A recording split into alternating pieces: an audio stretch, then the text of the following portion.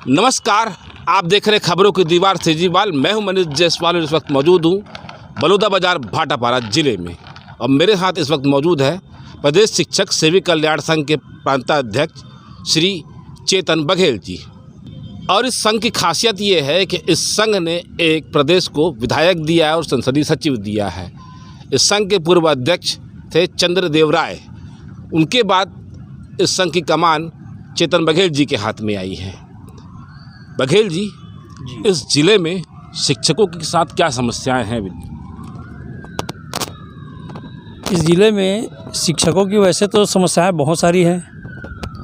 पहली जो समस्या है सहायक शिक्षकों की है, जो वेतन विसंगति की है। पूरे प्रदेश में सहायक शिक्षकों की जो वेतन है वो वर्ग 2 और 3 के बीच जो खाई है वो करीब 10,000 के आसपास की है। तो हम तो चाहते हैं कि वो खाई दूर हो। जो अंतर वर्ग 2 और 3 अर्थात शिक्षक और व्याख्याता के बीच में है उससे थोड़ा बहुत ज़्यादा चल जाएगा, पर उतना ही अंतर लगभग शिक्षक और सहायक शिक्षक में होनी चाहिए। शासन से आप लोग मांग वगैरह भी किए? शासन से इस मांग को प्रदेश में जितने भी शिक्षकों का संगठन है सारे संगठनों के द्वारा प्रमुखता से रखा जाता है। और इसी के कारण सहायक शिक्षक फेडरेशन, पूरे सहायक शिक्षकों का एक नया फेडरेशन भी बन गया है इस मांग के नाम पर। इस मांग के नाम जी चेतन जी, ये तो खैर सहायक शिक्षकों की बात हुई। जी व्याख्याताओं की क्या समस्याएं हैं? व्याख्याताओं की समस्या क्रमोन्नति की है, पदोन्नति की है। जितनी समस्याएं सहायक शिक्षकों की है उतनी ही समस्याएं व्याख्याताओं की भी है। शुरू से 1998 से नियुक्त व्याख्याताओं को आज तक न पदोन्नत का लाभ मिला, न वो प्राचार्य बने, न उनको क्रमोन्नत का लाभ मिला। तो जितना नुकसान तो सहायक शिक्षकों को है उतना ही नुकसान व्याख्याताओं को भी है। मतलब अब आपका संघ क्या देखता है भविष्य को लेके, हमारा शिक्षकों की मांगों को लेकर? हमारा संगठन जो है शिक्षकों की सारी समस्याओं को, जैसे सहायक शिक्षकों की समस्या है उनको भी प्रमुखता से रखता है, और शिक्षकों की समस्या और व्याख्याताओं की समस्या, तीनों की समस्याओं को हमारा संगठन बिल्कुल प्रमुखता से रखता है।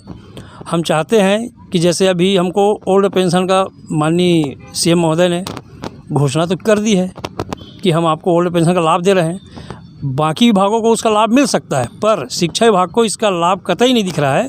क्योंकि मैं स्वयं 98 क्या कहूँ, मैं 94-95 सत्र से हूँ। मेरी प्रथम नियुक्ति 94-95 सत्र से है। 98 में नई नियुक्ति मानी गई। उसके बाद 2018 में हम लोग शिक्षा विभाग में आए। सरकार एक तरफ ये तो कह रही है कि आपको हम ओल्ड पेंशन का लाभ दे रहे हैं, पर ये स्पष्ट नहीं हो पाया है कि हमारी गणना क्या 1998 से की जाएगी, कि 2012 जब CPS कटौती लागू की थी तब से की जाएगी, या अभी शिक्षा विभाग में जब हम आए 2018 में तब से की जाएगी। ये अस्पष्ट है। अभी एक मैडम का शायद आपको मालूम होगा जी। हाँ, तो उसका पेंशन क्या बन रहा है? कुछ भी नहीं बन रहा है। तो हम लोग सब ठगे के ठगे रह गए। यानी हमारा 20 साल का नौकरी शून्य हो गया। ना हमको कोई अवकाश का लाभ मिल रहा है, ना हमको पेंशन का लाभ मिल रहा है। इसके अलावा शिक्षकों के बीच में और क्या समस्याएं हैं यहाँ? आपका संगठन हमारा संगठन प्रमुखता से सहायक शिक्षकों की मांग को, वेतन विसंगति को, क्रमोन्नत को और ओल्ड पेंशन में हमारी सबसे प्रथम नियुक्ति से गणना की जाए ताकि हमको उसका लाभ मिल सके। तो इसमें अभी तक जो नियम कायदे आए हैं वो स्पष्ट नहीं हो पाए हैं। अभी तक स्पष्ट नहीं हुआ है। माननीय मुख्यमंत्री महोदय से हम चाहते हैं कि वो स्पष्ट करे कि शिक्षकों को इसका लाभ मिल रहा है कि नहीं, वो जाने और स्पष्ट करे कि भाई इनको भी लाभ मिले करके। मतलब आप एक भी बहुत महत्वपूर्ण जानकारी भी दे रहे हैं कि भाई कब से इसको लाभ मिलेगा ये भी किसी शिक्षक को पता नहीं। पता तो है, सारे शिक्षकों को पता है, पर हम लोग अपने अपने उसमें संगठन में बढ़ चुके हैं और हम लोग अपनी मूल मांग से भटक करके अभी HR और DA के लिए हड़ताल किए थे, पर उसमें भी कोई सफलता मिली नहीं है, सिर्फ आश्वासन ही मिला है। मतलब मूल मांग कहीं न कहीं HR DA के बीच में भटक गई। बिल्कुल भटक गया है। हम लोग सारे शिक्षक संगठन भटक गए हैं। और कर्मचारी अधिकारी फेडरेशन के बैनर तले हम लोग अभी 12 दिन का निश्चितकालीन हड़ताल किए, पर उसमें कोई लाभ तो दिख नहीं रहा है। एक और बात बताइए, जो तबादला नीति अभी आई है, जी, ये पोर्टल आधारित पहले अच्छी थी कि अभी जो मैनुअल आधारित है वो ठीक है? पोर्टल आधारित जो कराया गया था वो बहुत अच्छा था। और अभी तो पता चल रहा है कि ज़िले से ज़िले यदि किसी का ट्रांसफ़र होना है तो उसके लिए 1 लाख की डिमांड अंदर से की जा रही है, और ज़िले से बाहर जिनका ट्रांसफ़र होना है उसके लिए 1 लाख, 1.5 लाख, कहीं कहीं 2 लाख, 2.5 लाख, यहाँ तक की बोली सुनाई दे रही है। मतलब ऐसी बोलियां सुनाई में दे हाँ, सुनाई दे रही है। प्रमाणिक नहीं है, लेकिन प्रमाणित कौन बताएगा कि मैं इतना दे रहा हूँ करके, वो तो कोई बताता नहीं है। मतलब कहीं ना कहीं लग रहा है कि ये जो अभी बिल्कुल मैनुअल हुआ है उसमें दिक्कतें हैं, पोर्टल आधारित रहता तो उसमें प्रमाणिकता रहती बिल्कुल, इसमें तो गोरख धंधा रहता है एकदम। चलेगा ही लग रहा है। इससे पहले जो हुआ था उसमें भी ऐसी था क्या? हाँ, इसके पहले भी हुआ था, उसमें भी बहुत चला है। प्रमाण नहीं हो पाया कोई? प्रमाण सर अब ऐसा है कि यदि मैं खुद कराना चाहूँ तो मैं बताऊंगा तो नहीं कि मैं दिया हूँ करके, बाद में हालांकि मैं बता दूंगा, पर न तो मीडिया। आप लोग का कहना है कि इस पर पारदर्शिता होनी चाहिए? बिल्कुल पारदर्शिता होनी चाहिए सर, ताकि आम लोग जो पीड़ित हैं। हाँ, जो मतलब तबादले में भी प्राथमिकता किसको दी जानी चाहिए? एक शिक्षक संघ के रूप में आप क्या सोचते हैं? प्राथमिकता, जैसे कोई हमारे शिक्षक साथी जिनका घर दूसरे ज़िले में वास्तव में है और उनकी नियुक्ति दूसरे ज़िले में हो गई है, तो अब बहुत दिनों तक वो दूसरे ज़िले में अपनी सेवाएं दे चुके हैं, तो निश्चित है कि उनको घर की ओर प्रस्थान करना चाहिए। तो उसके लिए शासन के द्वारा जो नियम बनाया गया है उसमें शिथिलता हो। महिलाओं के लिए क्या सुविधा होनी चाहिए तबादले में? महिलाओं के लिए भी सुविधा होनी चाहिए। जब उसका पति जिस स्थान पर है वहाँ पर जाने में सुविधा होनी चाहिए। पहले तो जब हम शिक्षाकर्मी के रूप में थे तो पति पत्नी के आधार पे स्थानांतरण होते थे, तो वही सुविधा इसमें भी दी जाए। इसके अलावा जो पदोन्नति की जो प्रक्रिया चल रही है वो मामला हालांकि न्यायालय में है, जिले में स्थिति क्या है अभी? पदोन्नति की स्थिति को तो सरकार जानबूझ करके स्थिति ऐसा लाई है, ऐसा लगता है, क्योंकि 3 साल का रिलैक्स दी है पर किसी को तो उसका लाभ मिल नहीं रहा है। 2018 में हम शिक्षा विभाग में आए, अब ये 5 साल होने को है। ऑलरेडी 5 साल में शिक्षा विभाग में पदोन्नति का रास्ता है, तो हम लोग तो ऑलरेडी उस स्तर पे आ गए हैं, ट्रांसफ़र की स्तर पे। अब वो जानबूझ करके वो 3 साल का रिलैक्स दे रहा हूँ करके पूरी जनता के सामने वाहवाही लूट लिया और कुछ नहीं हुआ। सर एक और बात सर, ये रिलैक्सेशन वाली जब बात होती आती है तो रिलैक्सेशन मतलब मान लिया गया कि आपकी सेवा तो 2018 से ही हो गई। हाँ, वही तो सर 2018 को ही माना गया है, तभी तो 3 साल का रिलैक्स दिया गया है। यदि प्रथम नियुक्ति को माना जाता तो फिर सारे के सारे पात्र थे। मतलब कहीं ना कहीं ये साफ है कि नियुक्ति 2018 से ही मानी जा रही, तभी रिलैक्सेशन दिया गया है। वो तो अभी के एक मैडम के सेवानिवृत्ति से स्पष्ट हो गया कि हमारी नियुक्ति को अब 2018 से माना जा रहा है करके। मतलब ये तय हो गया है कि नियुक्ति होगी तो 2018 से ही मानी जाएगी। हाँ, ये तो तय हो गया है। तय हो गया। अब इसी के लिए हमको लड़ाई फिर करना पड़ेगा, फिर आंदोलन करना पड़ेगा। अब सरकार को अवगत कराएंगे, नहीं मानेगी तो अब वो रास्ता तो वही है अपना, प्रथम नियुक्ति तिथि जी नहीं सकती। तो है क्या मामला ये अनुकंपा नियुक्ति वाला मामला? देखिए जायसवाल जी, ये समस्या को यदि आप बनाए रखेंगे तो समस्या बनी रहेगी जी, और शासन यदि चाहे तो समस्या को हल कर सकती है। जी जी। सरकार हमको कहते आ रही थी कि कभी आप लोग का संविलियन हो ही नहीं सकता, पर एक स्थिति ऐसा आया कि आज हम सब शिक्षा विभाग में संविलियन हो चुके हैं। अनुकंपा नियुक्ति हम लोग 38 दिन के लंबे अंतराल में, हाँ, संविलियन के पूर्व 38 दिन का आंदोलन, संविलियन के लिए हम लोग 38 दिन का हड़ताल कर रहे थे। उसी दौरान हमारे बहुत सारे साथी दिवंगत हो गए थे। इनकी संख्या करीब 900 के आसपास है।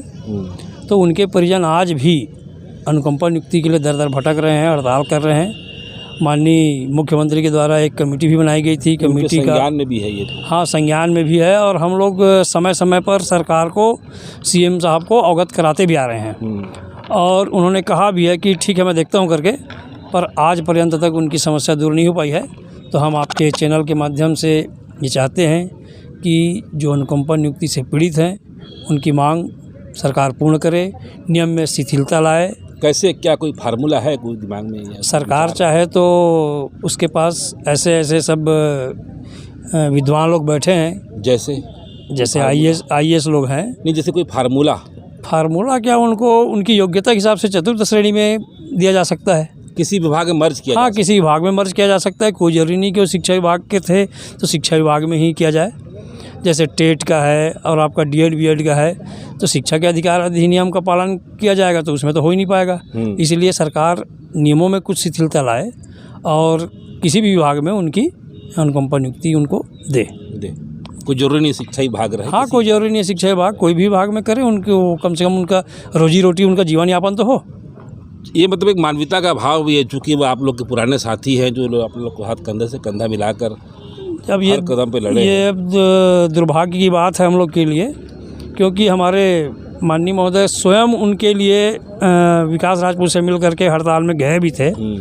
अब उनको कम से कम विचार करना चाहिए कि इन लोग की अनुकंपा नियुक्ति पूरी होकर के। जी सर, एक और अब सवाल आ रहा है मेरे ध्यान में। आप 1998 से हैं। जी और अनुकंपा वाली बात आई है जी। तो क्या ऐसा कुछ वाकया हुआ आंदोलन के दौरान कि कोई शिक्षक धरना स्तर पर ख़त्म हो गया या कुछ हो गया? नहीं, धरना स्थल पर तो ख़त्म नहीं हुआ है, किसी का हार्ट फेल वगैरह हो गया, मैं सुना था ऐसा कहीं पे। अब हो भी सकता है, पर मेरे नॉलेज में तो नहीं है। कोई ऐसा वाकया बताइए कि जो आंदोलन के हाँ, पर हड़ताल के दौरान हड़ताल से घर जाना या घर से हड़ताल स्थल पे आने के समय ही कई लोगों की मृत्यु हुई है, अर्थात वो हड़ताल में शामिल थे।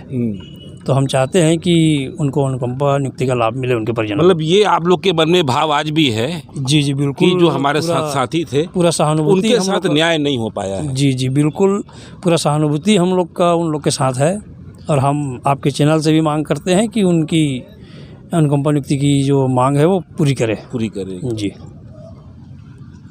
तो ये है शिक्षक संघ के प्रदेश अध्यक्ष हैं और इन्होंने बड़ी बेबाकी से अपनी बात रखी है। आज शिक्षक दिवस भी है और इस बार का शिक्षक दिवस बड़े शांतिपूर्ण माहौल में हुआ है। प्रायः कोरोना काल को अगर छोड़ दिया जाए 2 साल, तो उसके बाद जितने भी बार शिक्षक संघ हुए हैं रमन सरकार के बाद में, शिक्षक विरोध ही जताते आए हैं। अब इस बार शिक्षकों ने भी बड़ा दिल दिखाया है, विरोध नहीं जताया है। तो उम्मीद करते हैं कि सरकार भी इनकी मांगों को लेकर थोड़ी नरम हो जाए, सहज हो जाए और जो इनकी लंबित मांगे हैं आज मान ली जाए। वैसे तो आज शिक्षक दिवस है, शिक्षकों की तारीफ में तरह तरह की बातें कही जाएंगी। ये राष्ट्र निर्माता है, राष्ट्र गढ़ते हैं, राष्ट्र का विकास की मजबूत सीढ़ी बनाते हैं। तमाम तरह की बातें आज कही जाएंगी, लेकिन इस बीच में भी इनकी जो आर्थिक स्थिति है, इनकी जो बदहाली है, इस पर ध्यान नहीं दिया जाएगा। ये ऐसा कैडर है जो 2000 रुपये से नौकरी करके शुरू हुआ है। चेतन जी 1998 से आ रहे हैं, 500 रुपये से सेवा की शुरुआत किए थे और आज तनख्वाह भले इनकी बढ़ गई, लेकिन दौर देखा जाए तो इन्होंने भी बड़ा फटे हाली और तंगाली में जीवन काटा और संघर्ष की, और संघर्ष के बूते पर आज यहाँ पहुँचे हैं। उसके बाद भी इनको न पेंशन मिलेगी कि नहीं मिलेगी, कितनी मिलेगी, इसको भी लेके संशय बना हुआ है, क्योंकि इनकी सेवा अवधि कब से गिनी जाएगी यह भी तय नहीं है। लेकिन कहीं न कहीं निचोड़ देखा जाए तो 1 टाइम सेक्शन ही बता दे रहा है कि इनकी सेवा अवधि संविलियन दिनांक 2018 से ही मानी जा रही है। बहरहाल आज बस बलौदा बाज़ार भाटापारा से इतना ही। हमारी खबर अगर आपको अच्छी लगे तो लाइक, सब्सक्राइब और शेयर जरूर करें। सीजीवाल से मनीष जायसवाल की एक रिपोर्ट। धन्यवाद।